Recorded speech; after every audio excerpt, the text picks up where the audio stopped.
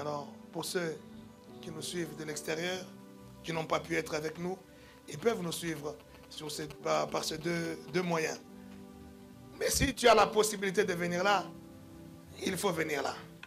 Ne reste pas à la maison pour nous suivre au travers des réseaux sociaux, parce que là, il y a plein de choses que tu vas rater.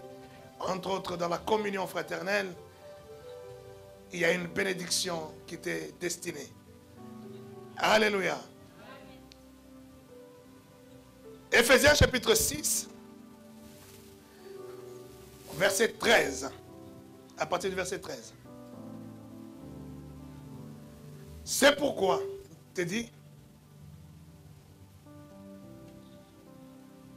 Allô. C'est pourquoi, prenez toutes les armes de Dieu afin de pouvoir résister. Afin de pouvoir résister. Dans le mauvais jour et tenir ferme après avoir tout surmonté. C'est pourquoi, prenez toutes les armes de Dieu afin de pouvoir résister. Alléluia. Et résister dans le mauvais jour. Verset 14. Tenez donc ferme.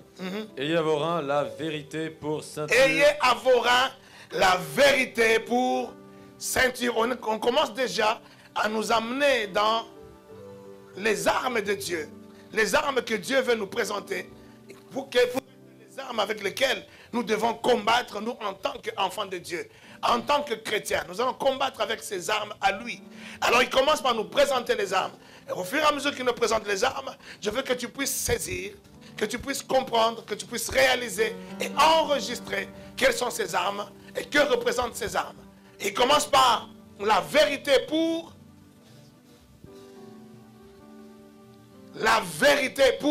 ceinture. Alléluia. Deuxième arme, continuons. Revêtez la cuirasse de la justice. La cuirasse de la justice. Mettez pour chaussure à vos pieds le zèle que donne l'évangile de paix. Le zèle. Prenez par-dessus tout cela le bouclier de la foi. La foi. Avec lequel vous pourrez éteindre tous les traits enflammés du malin. Prenez aussi le casque du salut et l'épée de l'esprit qui est la parole de Dieu. Faites en tout temps par l'esprit toutes sortes de prières et de supplications. Veillez à cela avec une entière persévérance et priez pour tous les saints. Alléluia.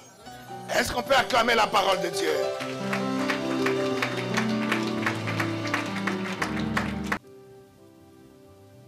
On est en train de nous décrire les armes que Dieu nous présente. Bien aimé, je veux que tu comprennes quelque chose. On a commencé par la vérité. Je vais aller rapidement. Parce qu'on on en a déjà parlé le jeudi. On va continuer. On a commencé par la vérité. Et il dit l'arme numéro 1 que nous devons avoir, que Dieu nous donne pour combattre dans le mauvais jour. Le mauvais jour, c'est tout simplement ces jours que nous sommes en train de passer ici sur la terre. Ces jours sont mauvais, mais ces jours-là, il est en train de le minimiser. C'est-à-dire, tous ces jours, il peut dire le temps que tu feras ici sur la terre. Tu vas vivre 80 ans, tu vas vivre 100 ans sur la terre, ça ne fait que le mauvais jour. Un mauvais jour devant le monde spirituel de Dieu, ça ne fait qu'un mauvais jour. Quelqu'un peut me dire amen. Il est tellement minimisé parce que les jours qui t'attendent, les jours de gloire, les jours de bonheur, ces jours-là, ils sont nombreux. L'abondance de vie t'attend. Je pensais que tu allais dire un bon amen. Le mauvais jour, dans ce mauvais jour où nous sommes, est en train de dire, pendant que nous sommes dans ce mauvais jour, nous devons prendre toutes les armes que Dieu nous présente. Parce que dans ce mauvais jour, tu as intérêt de prendre ces armes-là. Et ces armes vont te servir à quoi? À résister pendant ce mauvais jour. Alléluia. Quand il fait mauvais, généralement, quand il tombe des cordes où il y a une forte pluie, on dit il fait mauvais. Et quand tu es dehors parce qu'il fait mauvais, si toi tu ne te revêts pas d'un imperméable ou d'un parapluie, cette pluie-là va finir sur ton corps. Est-ce que je mens? La pluie finira sur ton corps, que tu le veuilles ou pas, parce que tu es dans le mauvais jour. Tu ne peux pas dire, oui, il fait mauvais aujourd'hui, mais moi, quand je vais marcher, partout où je vais marcher, la pluie va s'écarter, moi je serai dans un bon jour. Parce que dehors c'est le mauvais jour, mais pour moi c'est le bon jour. Est-ce que c'est possible? C'est le mauvais jour, c'est le mauvais jour. Quand il fait mauvais, il fait mauvais. Que tu le veuilles ou pas, il fait mauvais. Nous sommes dans un mauvais jour. Quelqu'un peut me dire amen? Nous sommes dans un mauvais jour. Pourquoi nous sommes dans un mauvais jour? Parce que nous sommes encore au siècle des ténèbres, où le prince des ténèbres règne encore sur la terre, où c'est lui qui est en train de manipuler, c'est lui qui nous combat. Lui, il ne sommeille pas non plus, il ne dort pas non plus, il te combattra, que tu le veuilles ou pas. Que tu le veuilles ou pas, tu es dans un combat. Parce que Satan, le diable et toute sa légion démoniaque, ils sont là pour te combattre. Que tu le veuilles ou pas. Oh, pourquoi Satan? Pourquoi c'est moi on me combat? Oui, même si tu dis pourquoi c'est moi toi, il va doubler encore de combat. Il va t'attaquer encore davantage. Qui va l'empêcher? Il est dans son plein droit. Parce que nous sommes dans le mauvais jour. Alléluia. Et c'est pour ça qu'il dit dans le mauvais jour, afin que tu ne passes pas ton temps à te battre, mais dans le mauvais jour, il fait mauvais dehors. Tu vas te battre contre la pluie. Tu prends le parapluie, tu prends l'imperméable, ça te suffit. Tu n'as pas à te battre contre la pluie. Il fait noir, c'est la nuit. La nuit, personne ne peut travailler quand il fait noir. Quand il fait noir, ça devient compliqué pour faire beaucoup de choses. Mais tu ne vas pas te battre contre le noir. Tu ne vas pas te mettre là, tu commences à chasser le noir. Le noir, quitte là, sort là. Le ténèbre sort. Le ténèbre ne partira pas. Si tu veux que le ténèbre parte, qu'est-ce que tu dois faire? Tu allumes la lumière. Est-ce que je parle à quelqu'un?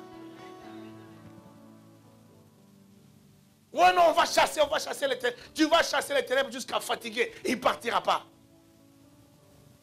Allume simplement la lumière.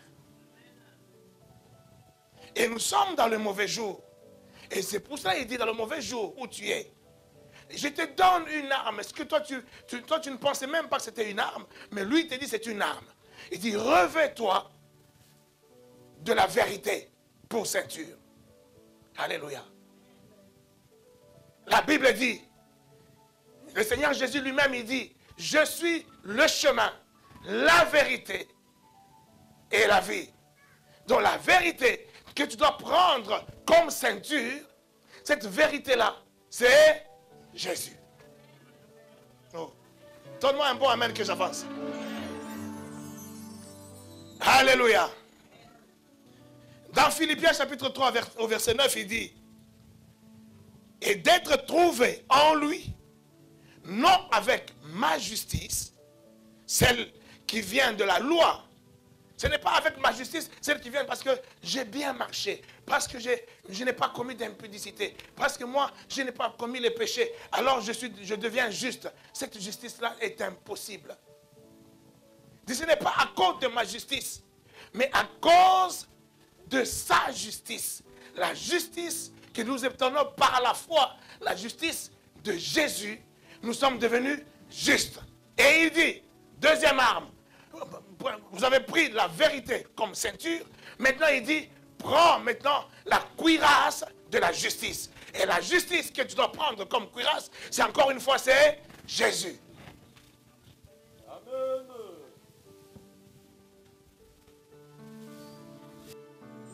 Tu n'as pas encore compris. Après il dit,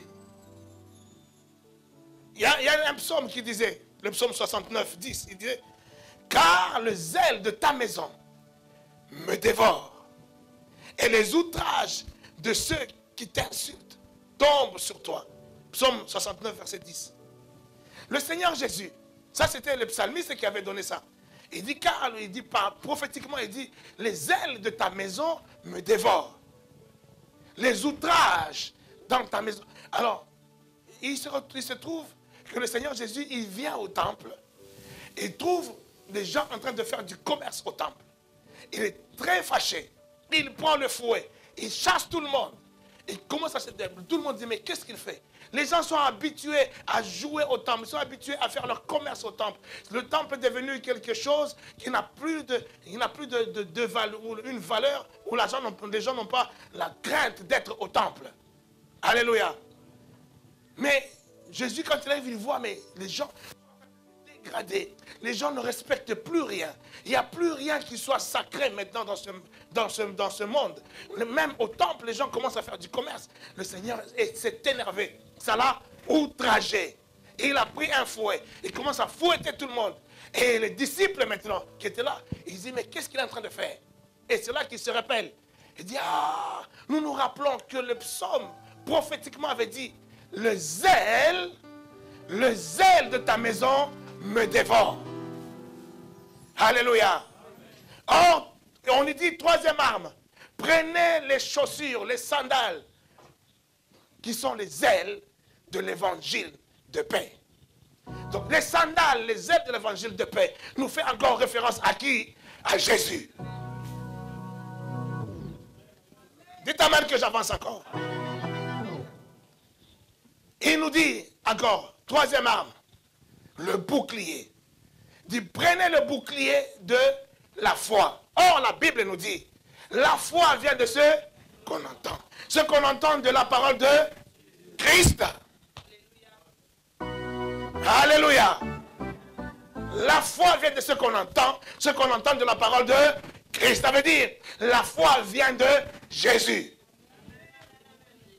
Donc quand tu dis, prenez le bouclier qui représente la foi, il te dit encore une fois, prends Jésus. Est-ce que je peux avancer encore? Et après, il nous donne quoi? C'est quoi l'autre arme encore? Hein? Le casque. Il dit, arme, prends encore quoi? Le casque. Et le casque, il dit, c'est le salut. Alléluia. Amen. Il est notre salut. Amen. Notre salut est en qui? Notre salut est en qui? Jésus. Donc quand il dit prends le casque, il te dit encore une fois, prends Jésus. Amen. Dites amen pour que j'explique encore. Amen. Avançons encore. Amen. Et à la fin, il nous dit, après le casque, qu'est-ce que tu prends? Tu prends l'épée. Et il dit l'épée c'est quoi? Il dit l'épée c'est la parole. Or l'apôtre Jean nous dit, il est la parole faite chair. Cette parole qui est venue au milieu de nous. Cette parole qui a marché avec nous. Cette parole qui a mangé avec les gens, Jacques et tous ces gens, et tous ces gens-là. Cette parole c'est Jésus. Je viens de faire les 6 armes que le Seigneur, que Dieu nous donne. Les armes de Dieu, 6 armes que Dieu nous donne. Et dans toutes ces armes-là, nous voyons que ces armes représentent qui? Jésus. Il est en train de dire, pour résister dans ce temps, pour résister dans le jour mauvais, tu n'as pas besoin de 50 choses. Tu n'as pas besoin de 8 choses. Tu n'as pas besoin de 10 armes. Tu as besoin seulement d'une chose. Revêt-toi de Jésus.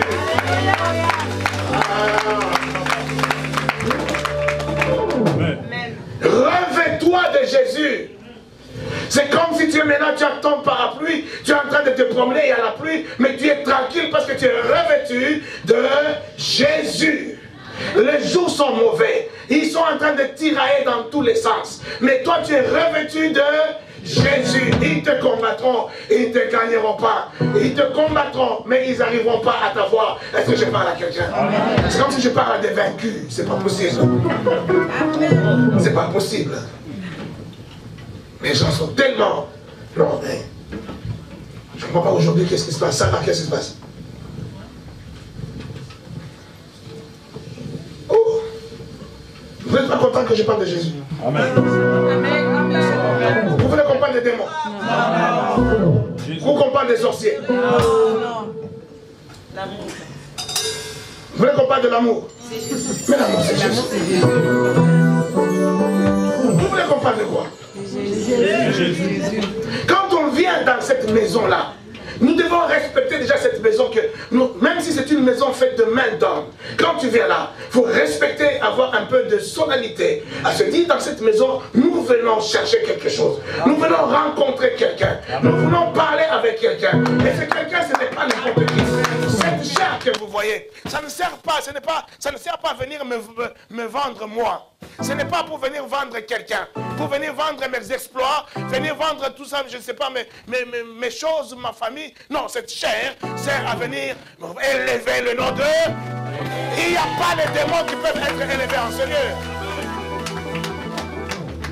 C'est tout ce dont nous avons besoin. Nous avons besoin de Jésus. Pour toute chose, en toute chose, tu as besoin de...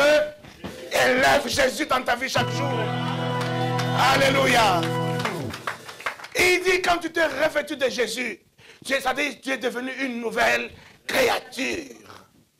Une nouvelle créature. Là, tu es en Jésus. Quand tu es en Jésus, tu es quelqu'un d'autre, bien-aimé dans le Seigneur. Vous voyez, le Seigneur Jésus, quand il est né bébé. Il est né enfant. À un moment donné, nous voyons dans la Bible que le papa Joseph et maman Marie, parce qu'on commence à chercher à tuer l'enfant Jésus, on le cherche. C'est qui cet enfant Jésus? Parce que les démons, le diable est en train de chercher, il sait que le temps est arrivé. C'est lui qui est venu détruire mes œuvres. Il est là. Mais il est encore bébé. Mais bébé, même s'il est bébé, c'est un bébé Dieu, non? Oui ou non? Oui, parce qu'il est Dieu, donc c'est un bébé Dieu. Mais ce bébé Dieu, on voit que le papa Jean et papa Joseph et maman Marie prennent le bébé et ils font fuir le bébé. Ils fuient avec... Donc Dieu a fui. Est-ce que quelqu'un me comprend? Donc Dieu a fui. Ils ont fait fuir le bébé en Égypte. Parce que là, on était en train de chercher à tuer le bébé. Mais c'était un bébé Dieu. Mais parce qu'à ce moment-là, même si le bébé Dieu n'a pas voulu faire des choses usurpées. Il n'a pas voulu faire des choses falsifiées. Il a voulu prendre ton identité. Je parle de l'identité de quelqu'un ici. Il a voulu prendre ta position. Il a voulu prendre ta condition. Il est venu, il s'est dépouillé. Il s'est dépouillé de sa qualité de Dieu. Il s'est dépouillé de sa dimension de Dieu. Il est devenu comme toi et moi. Et comme toi et moi, à ce moment-là, devenu, il est tout aussi vulnérable comme toi et moi. Si tu n'es pas revêtu d'une armure, si tu n'es pas revêtu de la cuirasse, si tu n'es pas revêtu du casque, si tu n'as pas la ceinture à tes reins, si tu n'as pas les chaussures à tes pieds, si tu n'as pas ces choses spirituelles qui te couvrent, qui te donnent l'armure, qui te permet de résister au diable, il faut fuir. Non, je n'ai pas compris. Il faut fuir. Et maintenant, Seigneur, la Bible et surtout l'Ancien Testament, même le Nouveau Testament, c'est rempli dans les évangiles, c'est rempli des contrastes que Dieu donne pour te faire comprendre l'importance de Jésus. Rempli de contrastes. Tu vois, il dit, si toi tu veux entrer dans le royaume, si c'est ton œil qui t'empêche d'entrer dans le royaume, crève ton œil. Si c'est ta main, coupe ta main. Si c'est ton pied, coupe ton pied. Alléluia. Heureusement que je ne vois personne ici venir ou en chaise roulante, ou je ne sais pas. Je me suis dit parce que je regarde trop de trucs, ça me fait pécher, alors tu viens, tu t'es crevé l'œil. Est-ce qu'il y a quelqu'un qui s'est crevé l'œil? Viens, je vais prier pour toi. Si tu t'es crevé l'œil, viens, je vais prier pour toi. Et tu vas revoir. Tu vas revoir encore les mêmes choses que tu as fouillées. Alléluia.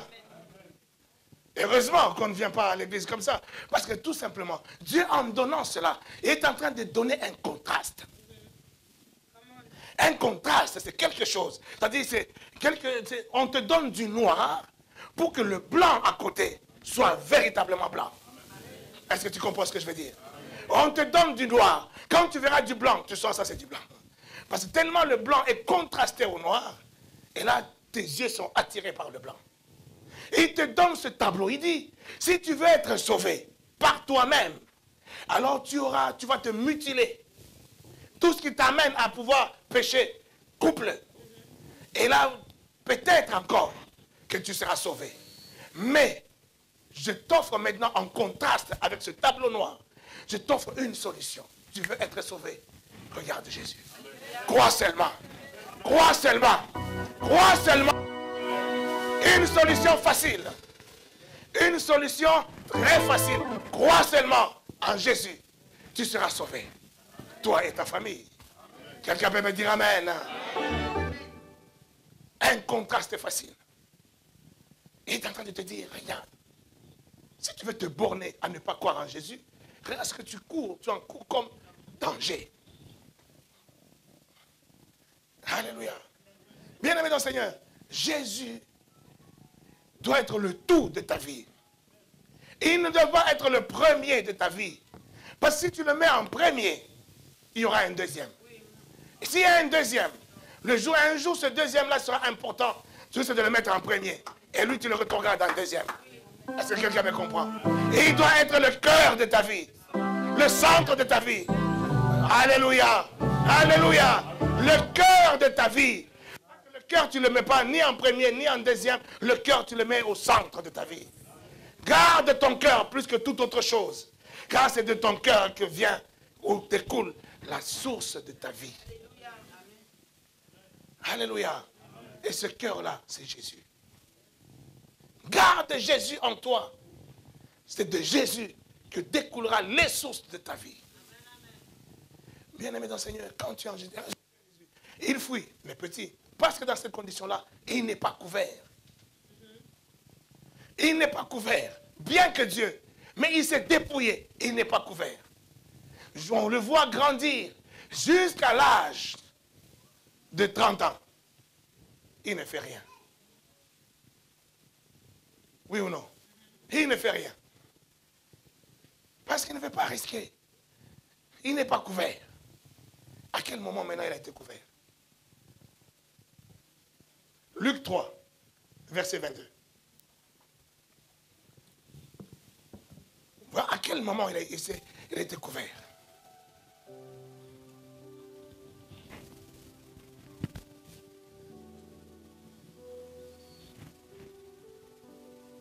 Regardez la parole. Nous devons lire, nous devons comprendre. Vous savez, l'évangile, comme je disais encore le jeudi, l'évangile est d'une simplicité. Et d'une simplicité. Mais nous allons souvent dans des complications de l'évangile terribles. Luc 3. T'es dit, vas-y. Et le Saint-Esprit descendit sur lui sous une forme. Le Saint-Esprit descendit sur lui. Ils étaient au baptême, aux eaux de baptême. Jean-Baptiste est en train de le baptiser. La Bible dit, le Saint-Esprit, comment? Et le Saint-Esprit descendit sur lui sous une forme corporelle, comme une colombe. Comme une colombe. Et une voix fit entendre du ciel ces paroles. Tu es mon fils bien-aimé, en toi j'ai mis toute mon affection. Tu es mon fils bien-aimé. Le témoignage de Dieu. À ce moment-là, là, sous une forme corporelle, le Saint-Esprit descend sur lui et est en train de se revêtir du Saint-Esprit. Le Saint-Esprit qui est Dieu. Il se revêt maintenant de la nature divine. Il se revêt maintenant de ce que Dieu est. Et quand il se revêt de cela, il dit, la Bible dit, qu'en se revêtant de cela, une voix se fit entendre. Et le témoignage de la voix de Dieu qui dit, celui-ci, vas-y. Tu es mon fils bien-aimé. Tu es mon fils bien-aimé. En toi j'ai mis toute mon affection. Toute mon affection. Est-ce qu'il a dit un peu d'affection? 80% d'affection. 98% d'affection. 100%. Et quand on parle de cette affection, ce n'est pas une affection, seulement une affection donc tiens, je te fais des câlins. Non, c'est-à-dire je suis affecté à toi. Donc ma vie, Dieu s'affecte totalement en lui. Alléluia, dis amen pour que j'explique. Il affecte tout en lui, en Jésus. Il est en train d'imprégner, d'imprimer tout ce que lui, Dieu est. Il est en train de l'imprimer en Christ Jésus. À cet instant-là, il est revêtu de la cuirasse divine. Alléluia. Non mais il est revêtu de la parole de Dieu. Il est revêtu de la ceinture divine. Il est revêtu du casque divin. Il est revêtu du bouclier. Il a les sandales, il a les ailes, le dévore encore davantage. Non, mais tu n'as pas saisi. Et à ce moment-là, bien-aimé dans le Seigneur, c'est juste seulement à ce moment-là qu'il se présente devant le diable. Là maintenant, il est revêtu. Il va maintenant 40 jours en jeûne et prière. Et le diable, Satan lui-même, en personne, il vient le visiter, il vient le tenter.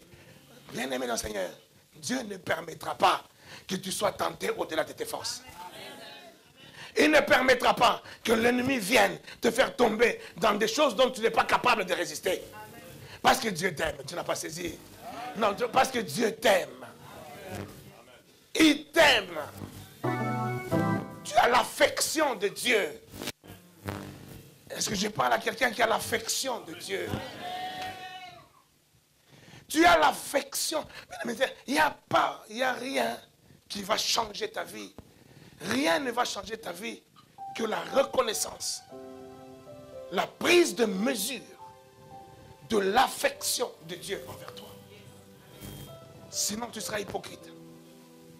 Si tu n'as pas encore saisi, si tu n'as pas encore compris, si tu n'as pas encore maîtrisé que Dieu t'aime, tu es hypocrite. Tout ce que tu fais là, tu es hypocrite. Tu viens à l'église, tu viens chanter, tu viens danser, tu viens adorer. C'est de l'hypocrisie. Pour ne pas dire c'est du mensonge. Parce que je suis gentil avec toi. Toutes ces choses que tu peux faire, tu viens à l'église parce que tu as pris la mesure que Dieu m'aime. Non, pas parce que toi tu aimes Dieu. Non, parce que tu as réalisé que Dieu m'aime. Comme un homme ou une femme normale. Parce qu'il y en a qui ne sont pas normales. Comme un homme ou une femme normale qui voit la mesure de l'amour dans son mari ou dans sa femme. Non, mon mari, il m'aime, il m'aime. Tu auras du mal à le tromper à cause de l'amour qu'il te donne. Si tu le trompes, tu te culpabilises. Tu n'es pas bien parce que tu sais que non, il m'aime.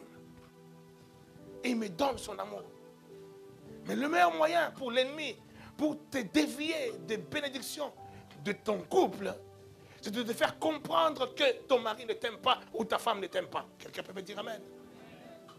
Parce qu'une chose peut te bénir que quand tu la reconnais à sa juste valeur. Quand tu ne reconnais pas ta femme comme étant une bénédiction pour toi, tu ne seras pas béni de ta femme. Quand tu ne reconnais pas ton homme comme étant une bénédiction pour toi, tu ne seras jamais béni de ton homme. Quand tu ne reconnais pas ton pasteur comme étant une bénédiction pour toi, tu ne seras jamais béni de ton pasteur, même s'il t'impose les mains. C'est ce qu'on appelle la loi de la reconnaissance. Et il dit, celui qui reçoit le prophète en qualité de prophète aura la bénédiction du... Si tu reconnais, si tu reconnais un travail, tu vas au travail, en te réveillant, en allant au travail, tu murmures, tu n'aimes pas ton travail, ce travail ne sera jamais une bénédiction pour toi. Tu es en France, mais tu n'aimes pas la France, mais la France ne sera jamais une bénédiction pour toi. Est-ce que quelqu'un me comprend? Bien-aimé dans le Seigneur, toutes ces choses, l'amour de Dieu est au cœur, l'amour de Dieu est au centre. Paul dit aux Romains, soit c'est Romains chapitre 4 verset 2 je pense, il dit, c'est la bonté de Dieu, c'est la bonté de Dieu qui nous pousse à la repentance. Ce n'est pas, frère, Jésus revient bientôt, frère, tu vas aller en enfer. C'est pas ça qui va te pousser à la repentance. Ce qui te pousse à la repentance, c'est la bonté de Dieu. Quand tu reconnais la bonté de Dieu dans ta vie, tu reconnais que moi là, je serais déjà mort. Moi là, ma vie serait je ne sais pas comment, mais il m'a gardé en vie. Je n'ai rien fait, je ne lui ai rien donné, mais il m'a gardé en vie, il me garde en vie. Tu reconnais cette bonté, tu commences déjà à te repentir. Le début de ta repentance commence là. Aujourd'hui, même dans les églises, nous prêchons les choses à l'envers. On va prêcher, on veut que tu sois dans la sanctification, sans laquelle personne ne verra Dieu. Ça c'est vrai, ça c'est la vérité. La sanctification sans laquelle personne ne verra Dieu. Mais on te dit, pour être dans la sanctification, frère, attention au péché. Frère, attention à l'impudicité. Frère, attention au mensonge. Attention à ça. Mais on est en train de te dire, fixe tes yeux sur le mensonge. Fixe tes yeux sur l'impudicité. Fixe tes yeux sur le volet. Mais quand tu vas fixer tes yeux sur ces choses vont prendre de l'ampleur dans ta vie. Au lieu de faire l'effet que tu veux, ça fera l'effet inverse. Romains chapitre 12 au verset 2, il dit, pour nous enfants, quelqu'un peut dire pour nous. Pas pour les anciens, pas pour les gens de l'Ancien Testament, pour nous. Pour nous. Notre foi, c'est les yeux fixés à Jésus. Est-ce que je parle à quelqu'un? Les yeux fixés sur les serpents brûlants dans les déserts. Ils sortaient du désert, ils sortaient du sable pour piquer les enfants d'Israël qui ont été rebelles. À cause de leur rébellion, ils ont péché. Les serpents te piquaient et quand les serpents te piquaient, tu étais voué à la mort. Tu devais mourir. Mais Dieu vient, il dit à Moïse, ces gens ont péché, ces gens ont murmuré contre moi, ils méritent la mort, mais je leur offre la vie. Encore un contraste. Je offre la vie. Alors cette vie, Moïse, tu vas construire un serpent d'airain. Tu vas façonner un serpent d'airain. Tu vas le mettre sur du bois. Et tu vas élever ce serpent d'airain sur du bois. Tu vas l'élever là en plein désert. Et toutes les personnes qui sont piquées par les serpents, il faut qu'ils cherchent pour qu'ils soient guéris. Qu'est-ce qu'ils doivent faire? Est-ce qu'ils doivent chercher c'est quelle sorte de serpent? Est-ce qu'ils doivent chercher est-ce que c'est quelle sorte de venin pour que je cherche l'antidote? Ou est-ce que dans quelle pharmacie il y a l'antidote? Toi, au lieu de regarder c'est quel type de péché qui m'a piqué, est-ce que c'est l'impudicité? Est-ce que c'est parce que j'ai volé? Est-ce que c'est parce que j'ai fait je ne sais pas quoi? Est-ce que c'est parce que j'ai menti? On te demande de chercher ces choses. Il dit, regarde le serpent.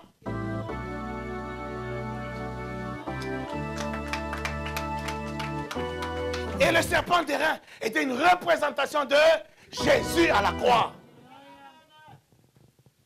Alléluia. Vous voyez, c'est pour ça que vous voyez dans les pharmacies, on met un serpent. Hein, un serpent, comme ça, on dessine un serpent. La pharmacie, c'est pour te guérir, non? Il y a un serpent.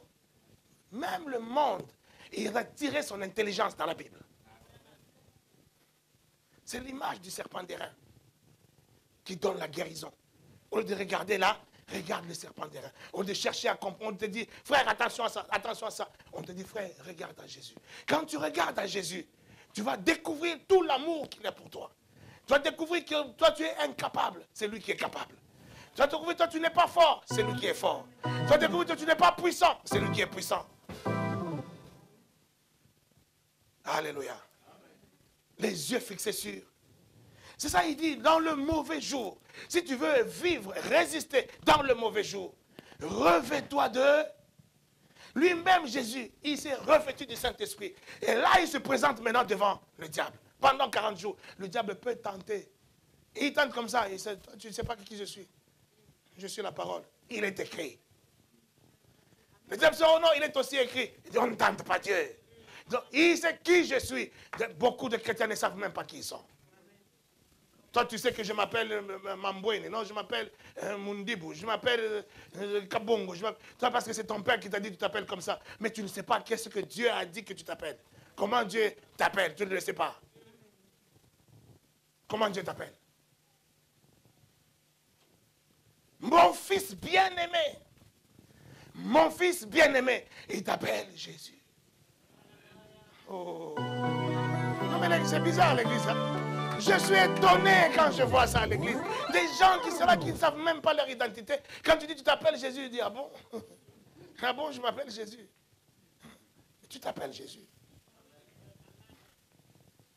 C'est-à-dire, lui dans le ciel, quand il te regarde, il voit qui? Ce n'est plus moi qui vis, c'est Christ qui vit en moi. C'est Jésus qui vit en moi. Donc quand il me regarde, lui, il voit Jésus. Quand il regarde mon voisin qui est païen, mais il voit un animal. Il voit du bétail. Il me regarde moi, il voit Jésus. Alléluia. Regardez. Première arme, il a dit c'était quoi? la vérité. La ceinture est quelque chose qui nous... On va aller déjà chez le soldat romain. Parce que Paul, quand il est en train de donner ses armes, il fait référence à un soldat romain qui était là. Lui, il était en prison. À Rome, ce sont les soldats romains qui le gardaient. Et quand il voit les soldats romains, Dieu t'inspire. Tu sais, Dieu nous inspire. Des fois, tu ne sais pas, c'est toi qui m'as inspiré le message d'aujourd'hui. Simplement parce que tu m'as appelé.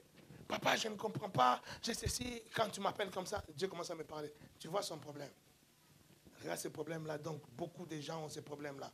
Moi, j'avais fait ça. Moi, j'avais... Regarde dans la parole. Paf, ça y est, la prédication est faite. Tu n'as jamais remarqué, des fois, tu viens, tu me dis quelque chose, et tu t'étonnes le jeudi ou le dimanche, je prêche dans le même sens. Parce que tu as été la source de mon inspiration. Voulu par Dieu. Alléluia. L'inspiration. Paul, il est là. Il voit le soldat romain. Dieu commence à l'inspirer. Et tu vois, le soldat romain, c'est le meilleur soldat en ce moment. Ce sont les soldats les plus costauds, les plus efficaces, les vainqueurs en ce moment, dans ce temps. C'est eux. Regarde pourquoi ils sont, regarde comment ils sont revêtus. C'est ça qui donne sa force. Automatiquement, il commence à avoir la révélation. Il dit, première arme, la ceinture. La ceinture, elle a beaucoup de fonctions. La ceinture que les soldats romains servait déjà à maintenir le poids de la cuirasse. Et ils avaient une cuirasse en maille, une cuirasse en fer, en fil de fer et en maille de fer qui pesait. Et cette cuirasse, quand tu la mets, au bout d'un certain temps, tu auras les épaules fatiguées parce que ça pèse sur les épaules. Mais quand tu mets la ceinture, ça répartit la charge de la cuirasse. Tu as une partie de la charge qui est supportée par les épaules, une autre partie qui est supportée par la ceinture qui est sain au niveau des reins. Ça te soulage des fardeaux de tes épaules. Est-ce que quelqu'un me comprend? La vérité va te soulager des fardeaux de tous les mensonges du diable. La vérité, la ceinture, elle servait aussi à accrocher l'épée, l'arme. On l'accrochait aussi à la ceinture. C'est-à-dire l'arme qui est l'épée, qui est la parole. Cette parole-là, on la voit encore à la ceinture, dans la vérité. Alléluia. Ah, vous voyez. Très bien, bravo. La ceinture. Cette ceinture-là, elle sert. Vous savez, vous voyez la ceinture, elle est ornée. Il y a des plaques de fer, c'est dessiné, c'est joli. La ceinture faisait aussi l'identité du soldat. Quand on voit un soldat avec ça, avec cette ceinture, il a la fierté d'être soldat. Il est dans son identité de combattant. La ceinture de la vérité, quand tu marches avec la vérité, tu as la fierté d'être le combattant du Seigneur. Quand tu marches avec la vérité, la cuirasse qui est en haut, cette cuirasse-là, le poids de la cuirasse ne se repose pas sur tes épaules, mais le poids est bien réparti parce que tu l'as sain avec ta ceinture. Parce que tu as la ceinture. Dans cette ceinture, vous voyez, d'un côté, il y a le fourreau, où il y a le couteau. Ça te maintient toutes les armes, toujours à la même ceinture, la vérité. Et sur la même ceinture, on ne le voit peut-être pas là, c'est peut-être derrière lui, il y a aussi une bourse, il y a aussi une pochette où il garde tout son argent. Et il ne met pas l'argent quelque part parce que s'il oublie, la guerre, ça commence à bombarder, puis tu fouilles, l'argent reste là, puis il perd tout son argent. Et ils gardaient leur argent dans la ceinture. Ma mère fait partie de la vieille école. Ma mère, elle gardait son argent parce que nous, on était vraiment des pickpockets. Quand tu passes par la chambre et tout ça, va me chercher quoi dans la chambre? Tu rentres dans la chambre, tu dis, ah, il n'est pas là. Tu sais où il est, boum, tu vas piquer, tu sors quelques billets.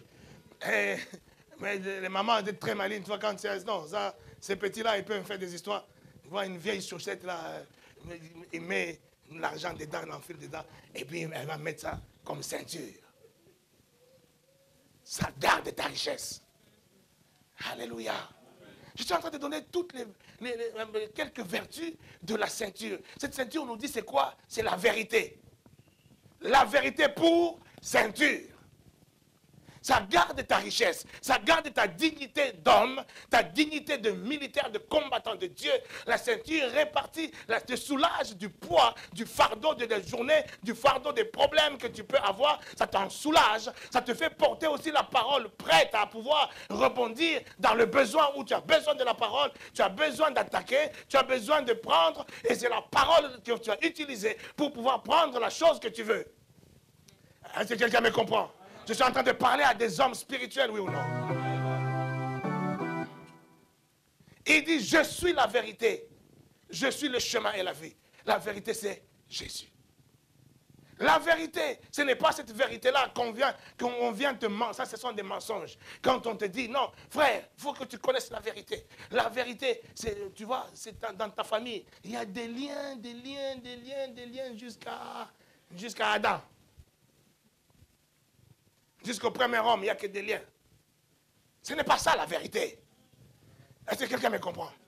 Ça, c'est la vérité pour ta famille qui n'est pas encore convertie.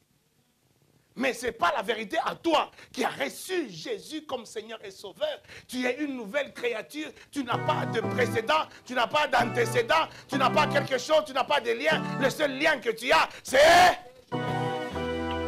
Parce que c'est Jésus, maintenant ton nouveau père. Hein? Tes nouveaux parents, c'est Jésus, c'est Dieu. Tu n'as plus de parents parce que tu n'es pas... Tu es dans la chair, mais tu n'es plus de cette chair. Tu es de l'esprit. La chair te sert simplement de véhicule, de tente. Alléluia. Alléluia. N'a-t-il pas dit aux Corinthiens, 2 Corinthiens 6, je pense, il dit, ne savez-vous pas que vous êtes le temple de qui? Et le Saint-Esprit, c'est qui? Et Jésus, c'est qui? C'est Dieu. Ne savez-vous pas que vous êtes le temple de Dieu? C'est-à-dire, quand tu es devenu une nouvelle créature, toutes choses anciennes sont passées. Maintenant, en toi, il y a celui qui remplit tout en tout.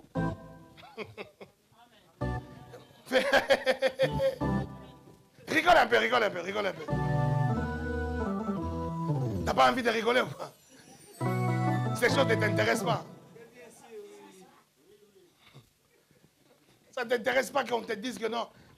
En toi repose la plénitude. Éphésiens chapitre 4. Moi je rigole. Oh, il m'a fait du bien le Seigneur. Ce qu'il a fait de moi, il n'y a personne qui pouvait me faire ça. Il a fait de moi un homme merveilleux. Il a fait de moi un homme exceptionnel. Son amour me transcende, son amour m'inonde, son amour me transpire. Toi, je transpire là, je transpire son amour. Alléluia. Regardez ce qu'il dit encore. Éphésiens, chapitre 1er.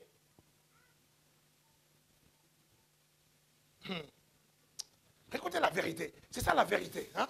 Quand on dit la vérité, la ceinture de vérité que tu dois porter à terrain, une partie de toute la vérité. Regardez, Éphésiens chapitre 1er. Mais à partir du verset 18, il te dit, de 18 à 23. Pour bien comprendre, hein, on commence à 18, pour comprendre un peu cette vérité. Vas-y, Teddy. Come on. Et qu'il illumine les yeux de votre cœur, pour que vous sachiez quelle est l'espérance qui s'attache à son appel. Il est en train de prier, Paul. Il prie à l'église, à cette église, à l'église d'Éphèse. Il dit, quand je suis dans mes prières, quand je prie pour vous, qu'est-ce que je dis à Dieu? Ça, tu peux copier ça. Ça, tu peux copier, ça peut être ton modèle de prière. Est-ce que quelqu'un me comprend? Oh, il commençait à prier, oh Seigneur, tu as vu un tel ce qu'il m'a fait. Toi, tu penses que la prière, là, c'est un bureau de plainte. C'est un commissariat. Ou quand tu t'agenouilles, tu deviens au commissariat. Seigneur, tu as vu ce que mon mari il m'a fait. Seigneur, châtie-le, châtie-le. Mais c'est ton mari, s'il te plaît. Hein? Châtie-le, pourquoi? Toi, la prière, c'est devenu un bureau de plainte, un commissariat. Où on va se plaindre de toutes les choses qu'on nous a fait, de ce que ton patron t'a fait, de ce que ta femme t'a fait. Et tu vas te plaindre dans la prière. Ce n'est pas un bureau de plainte, la prière. Prends un modèle de prière. C'est ça, un modèle. Il dit, quand je prie, écoutez ce que je dis. Il dit, reprends. Quelle est la richesse de la Et gloire? reprends qu'il... Qu'il illumine. Et qu'il illumine les yeux de votre Je cœur. prie qu'il illumine les yeux de votre cœur, que vous soyez éclairés, que vous puissiez voir clair, pas voir clair les démons, pas voir clair les sorciers, que vous puissiez voir clair quoi? Regardez, écoutez, vas-y. Pour que vous sachiez quelle est Pour l'espérance que vous sachiez qui s'attache à son appel. l'espérance qui s'attache au fait qu'il t'appelle. Il t'appelle mon bien-aimé, il t'appelle mon fils, il t'appelle Jésus. L'espérance qui s'attache à ça.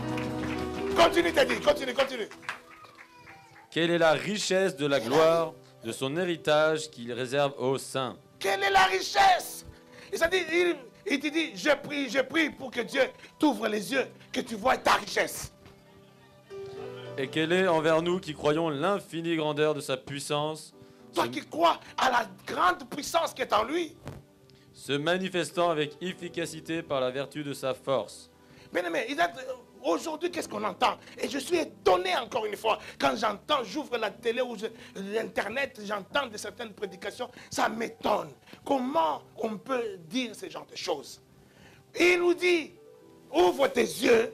Je prie pour qu'il ouvre tes yeux, que tu vois ta richesse. Et toi, quand tu commences à parler aux gens, écoutez, nous sommes héritiers de Christ. Et là, nous sommes plus que vainqueurs en Christ. Nous sommes millionnaires en Jésus. Il dit, lui, il prêche l'évangile de prospérité. Oh, ça, ce sont des voleurs. Toi, ils prêchent l'évangile de prospérité. Paul est en train de dire, quand je prie pour toi, pour que tu voies toute la richesse qui est attachée à ton héritage, attaché à ta personnalité, attaché à ton identité, la richesse. Il ne dit pas, je prie pour que tu voies ceux qui te combattent.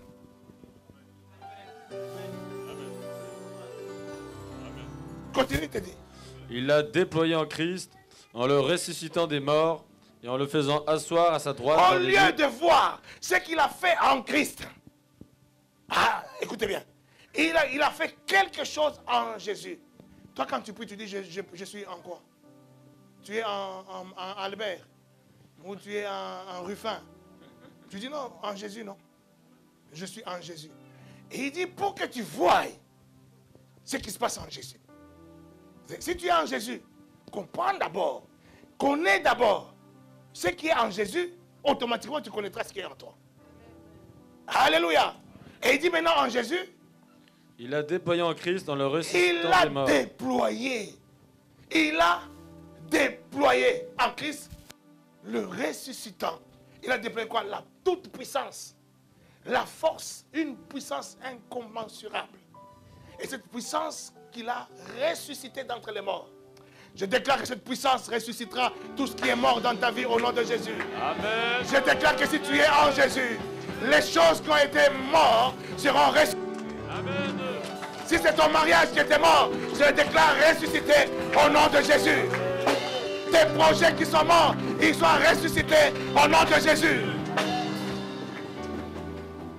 Il a ressuscité d'entre les morts en le faisant quoi? En le faisant asseoir à sa droite dans les lieux célestes. Il l'a fait asseoir. Où? C'est pas la droite, non, c'était pas à gauche, c'était à droite. Non, c'est pas gauche-droite. C'est la position d'autorité. Il l'a fait asseoir qui? Jésus. Où ça? Dans une position d'autorité. Où? Dans les lieux célestes. Oh, nous avons lu dans Ephésiens 6 qu'on a lu que nous combattons les principautés, les dominations, les esprits méchants qui sont où? Dans les lieux. Mais c'est même dans ces lieux célestes-là, au-dessus de ces lieux célestes où il y a ces oppositions, les dominations, toutes ces choses-là que tu crains, les démons que tu crains, les sorciers que tu crains, les satans que tu crains, et dans les lieux célestes. Mais Jésus, lui, il a été mis au-dessus d'eux, dans ces mêmes lieux célestes, au-dessus d'eux. Dans les lieux, c'est ça la vérité. C'est ça la vérité avec laquelle tu dois te trimballer, avec que tu vas ceindre à tes reins pour porter ta bourse, pour porter ton arme, pour porter ta cuirasse. C'est cette vérité-là qui doit te servir. Et il dit encore, il a mis au-dessus de toute domination, de toute autorité, de toute puissance, de toute dignité et de tout nom qui se peut nommer. Non seulement dans le siècle... Est-ce que le sorcier de ta famille, il a un nom? Il a un nom. Mais bien sûr qu'il a un nom. Toi, tu vois les sorciers pour rien comme ça. S'il n'a pas de nom, il s'appelle sorcier. Juste sorcier là, c'est un nom. Peu importe le nom qu'il a. Et on dit quoi? Jésus lui a été mis où? Au-dessus de tout nom. Oh. Oh non, moi j'ai des démons comment? De mari de nuit. Il s'appelle comment? Mari de nuit, toi tu connais. Il s'appelle comment? Mari de nuit. Mais il est où? Il est dans les dominations, dans l'esprit impur là. Mais Jésus, lui, il est où? Au-dessus. Et il dit, non seulement dans ce siècle présent, mais encore dans le siècle à venir. Il a tout mis sous ses pieds et il a donné pour chef suprême. Il a tout mis, toutes ces choses. Il a mis où? Il a mis sous. Écoute cette vérité. Première arme, la vérité pour ceinture. Écoute cette vérité. Ne te laisse pas tromper par le mensonge. Parce que l'ennemi de la vérité, c'est le mensonge. Ne te laisse pas tromper par le mensonge qui va te faire croire que les sorciers dans ta famille, ils sont plus forts que toi. Qui vont te faire croire que le chef de ta famille, là, son nom, je ne sais pas, Coucou Diakong, je ne sais pas. Et non, son nom, là, il est en dessous. Parce qu'il a été retrouvé sous les pieds de qui? Sous les pieds de... Non, maintenant, écoutez encore la suite de la vérité. Il a tout mis à ses pieds, il a donné quoi? Pour chef suprême à l'église. Il a donné qui?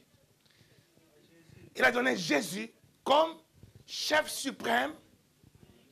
L'église, c'est qui? Dis, l'église, c'est moi. Donc, le chef suprême, Jésus, celui qu'il a placé au-dessus de tout, et il l'a donné comme le chef suprême de toi. On est d'accord? Bon, après, il dit... Qui est son corps, la plénitude de celui qui remplit tout en tout. Et il dit, toi, tu es qui? Toi, tu es qui? Mais dis-le bien.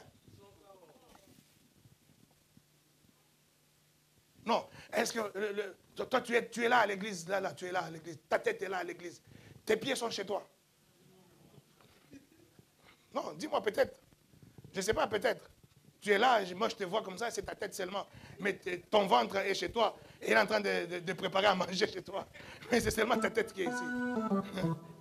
Hein? Peut-être, hein? Il y a des gens, peut-être, tu as un hologramme, tu es ici. Mais en fait, tu es chez toi. Et il dit, il a tout mis à ses pieds, au pied de qui? Et il a établi Jésus comme qui?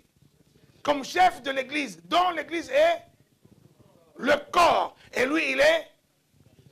Donc, là où il y a la tête, il y a le corps, oui ou non? Oui ou non? Là où il y a la tête, il y a quoi? Donc, là où Jésus est, toi tu es.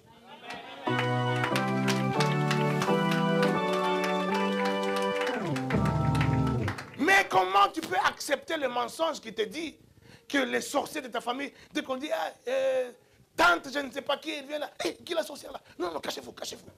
Tu te caches, tu ne veux pas l'attendre, tu as peur de l'attendre. Est-ce que c'est normal? Est-ce que c'est normal? C'est que tu n'es pas revêtu de Jésus. Tu n'es pas revêtu de la ceinture de la vérité. La vérité n'est pas le soutien. La vérité n'est pas le maintien. La vérité n'est pas le support de ta vie. Si la vérité est le support de ta vie, tu sauras qu'il y a un sorcier intel qui est venu. Ah bon, c'est la tante intel. On va lui préparer à manger. Ah, tante, tu es venue. Ah, ok. Tu vas manger quoi, tante? Non, je t'aime beaucoup, tante. Même si la tante est là, et elle fait des imprécations. Quand tu es là, tu dis, oh, les imprécations ne m'atteindront point parce que j'ai la vérité comme ceinture. Alléluia. Il dit, tu es le corps et la plénitude de... Attention, parce que des fois on lit trop vite. Tu lis vite et puis tu ne comprends plus rien. Tout se mélange. Vous avez vu la lecture de la Bible? Je conseille toujours aux enfants de Dieu. Quand tu veux apprendre la parole de Dieu, ou tu viens nouvellement à l'église, qu'est-ce que je conseille concernant la lecture de la Bible? Je conseille toujours de commencer par les évangiles. Ou même mieux, commence par Actes des Apôtres. Tu lis des Actes des Apôtres jusqu'à la fin, Apocalypse. Après, tu reviens, tu lis les 4 évangiles. Après, maintenant, tu peux recommencer à Genèse. Parce que si tu commences à Genèse, tu viens d'arriver, bam, tu prends Genèse. Tu commences au commencement, Dieu créa le ciel et la terre. Oh, quelle histoire, c'est beau, c'est joli, c'est comme un roman, un poème, et tout ça. Tu es en train de lire, tout est beau, il a créé, il a mis tout ça, les animaux, et puis l'homme, il a soufflé dans l'homme. L'homme devient une âme vivante, et tout ça. Après, il sort de son côte, une femme, waouh, il regarde la femme. Oh, cette fois-ci, c'est l'os de mes os, la chair de ma chair. Waouh, là, tu es dans un roman, tu es en train de lire ce beau roman. Bam, tu arrive là, boum, et il dit, je suis nu. Oh, et quoi? Il est nu. Non, mais déjà avant même, tu dis, je suis nu. Tu arrives, il commence à te dire, et le serpent lui parla, dit, et le serpent, il parle. Depuis quand le serpent parle? Bon, ok, c'est une image. Alors là, tu commences à appeler ça image. Hein? Le serpent parle, c'est une image. Donc déjà, tu ne comprends plus rien. Parce que tu vois un serpent qui parle, tu n'as jamais vu ça. Tu vois, tu es au début de la Bible là. Tu es dans les 10 premières pages. Hein? Dans les 3, 4, 5 premières pages, tu vois déjà un serpent qui parle. Je dis, bon, là, je suis vraiment en plein fiction. Hein? Je suis en plein fiction. Automatiquement, tu ne peux plus comprendre grand-chose de la Bible. Est-ce que quelqu'un me comprend? Tu avances un tout petit peu.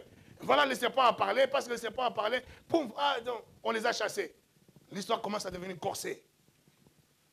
D'un coup, il y en a un qui tue son frère. Il dit, oh, ben, c'est quoi cette histoire-là? Ça commençait bien, maintenant, ça commence à s'éternir, Après, tu fermes la Bible et tu dis, je ne comprends pas, je ne comprends rien à cette histoire. Je ne comprends rien à cette histoire. Qu'est-ce qu'il veut nous dire là? Je ne comprends rien. Mieux vaut commencer par les actes. Quand tu as compris ce qui est de notre alliance, tu vas revenir maintenant dans Genèse. Et là, tu vas comprendre, là où il y avait l'image, tu comprendras l'image voulait dire quoi. Quelqu'un me comprend? Une bonne démarche pour une bonne lecture biblique. Quand tu vois que nous sommes remplis, le Seigneur Jésus lui-même, il s'est rempli de la plénitude de Dieu. C'est comme ça maintenant qu'il pouvait se présenter devant les diables et résister au diable. Et nous, quand nous recevons Jésus comme Seigneur et Sauveur, et il dit, attention à la virgule là, il y a une virgule là. Il dit, nous sommes son corps, virgule. La plénitude de celui qui remplit tout en tout. Il parle de qui? Reviens sur le verset d'avant. Il dit, il a tout mis à ses pieds, virgule. Et il a donné pour chef suprême à... Il a fait quoi? Il a donné qui? Il a donné Jésus comme chef suprême à qui? À l'église. Virgule. Et maintenant ce qui sort, qui est son corps, virgule, ça veut dire. C'est l'église qui est son corps. Mais il a donné comme chef suprême à qui? À l'église. Saute maintenant le qui est son corps. Et tu passes de l'autre côté. La plénitude de celui qui remplit tout en... Donc il a donné à l'église la plénitude de celui qui remplit tout en tout. J'ai fait une leçon de français. Hein? Une leçon de français. Si tu veux comprendre ça, à un moment, oublie le corps. Hein? Tu passes directement. Qui est son corps, ça tu oublies. Reviens. Il dit, il a tout mis sous ses pieds. Et il a donné pour chef suprême à l'église la plénitude de celui qui remplit tout en tout. À tous. Amen. Il a donné à l'église la plénitude. La plénitude. Quelqu'un dit la plénitude. Non, il n'y a pas de l'air là-dedans. C'est rempli, c'est rempli. C'est ça la plénitude. Il n'y a pas de bulle d'air. C'est rempli.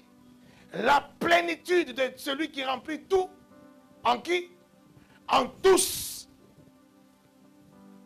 C'est-à-dire. Valérie, réveille-toi. C'est-à-dire, en tous, il remplit. Comment quelqu'un peut dormir avec ce que je suis en train de dire? Hein?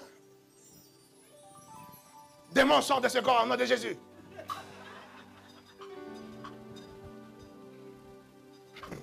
Non, c'est pas possible.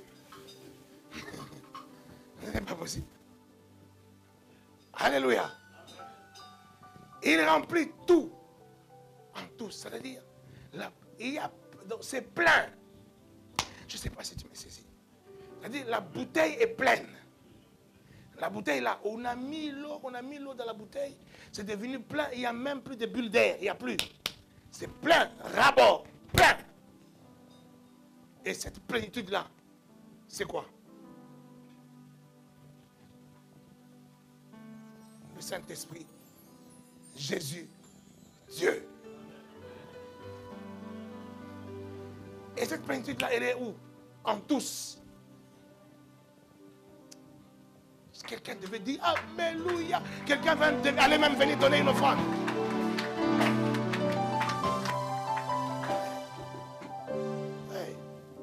Oui, c'est là que quelqu'un dit je bénis Dieu, amen, je bénis Dieu, amen. Donc en moi, il s'est rempli, en moi, il n'y a pas de bulle, en moi, c'est Jésus qui est là-dedans, en moi, c'est le Saint-Esprit qui est là-dedans.